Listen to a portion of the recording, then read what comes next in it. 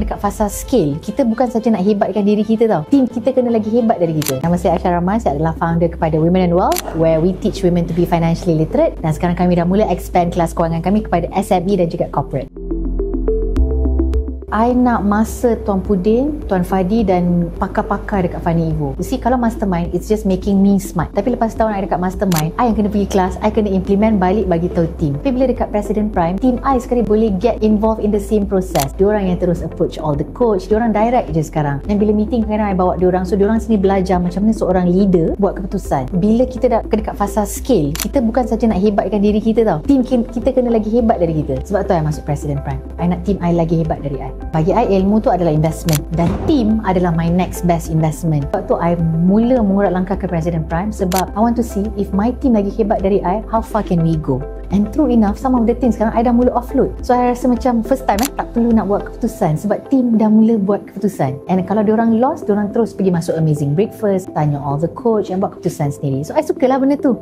I ni sebab I kenal diri I suka jenis kalau nak jumpa orang biar berdepan. Sebab tu I rasa President Prime ni adalah untuk orang-orang yang menghargai that one to one. You see, sekarang dekat fasa sekarang ni I ada banyak high level question. So I akan banyak tanya dekat one to one. Tapi I akan terus gunakan waktu tu, manfaat tu untuk bentang strategi I just nak direct dari you, apa pendapat you belasah lah macam mana pun. But I just want to know what do you think. For me, I rasa I sangat bersyukur honestly. I rasa macam everyday I balik rumah, I akan tengok rumah Tuan Fadil lah. Cakap macam mana ya Allah, aku boleh letak di depan rumah aku. Inilah jawapan kepada semua kesenangan yang I ada sekarang. Hidup I betul-betul berubah melepas. Walaupun mastermind pun, hidup I berubah. I happy dia buka sejuta pintu untuk I. Dan I happy because ilmu yang I belajar dari korang semua, branding Women and Wealth, Ara dah ada nama lah. Sekarang ni memang betul kita nampak hasil tu. Tapi I'm so glad yang I sambung. So kalau you tanya I, patut tak orang sambung? Yes, whether mastermind ke president, kena sambung. So sekarang I betul-betul nampak result tu finally mengalir sekarang. Pada satu ketika dulu, 1 Jun 2023, I dah hilang kewangan I. Marriage I memang tengah bergoncang. I dalam fasa yang panas lah, panas baran. Tapi bila masuk Fani Evo ni, dia strengthen my company. Because of that, kewangan kita pun dah mula stabil. Sebab Fani Evo buka peluang ke ESQ kan. Lepas tu kita pergi Jakarta. Benda tu bagi I satu vision yang Allah tu dekat sebenarnya. Kadang kita lupa. So kita perlukan orang yang mendekatkan kita, mengingatkan kita. So kalau I tak ada ekosistem Fani Evo ni, I'm on my own. Siapa nak ingatkan I?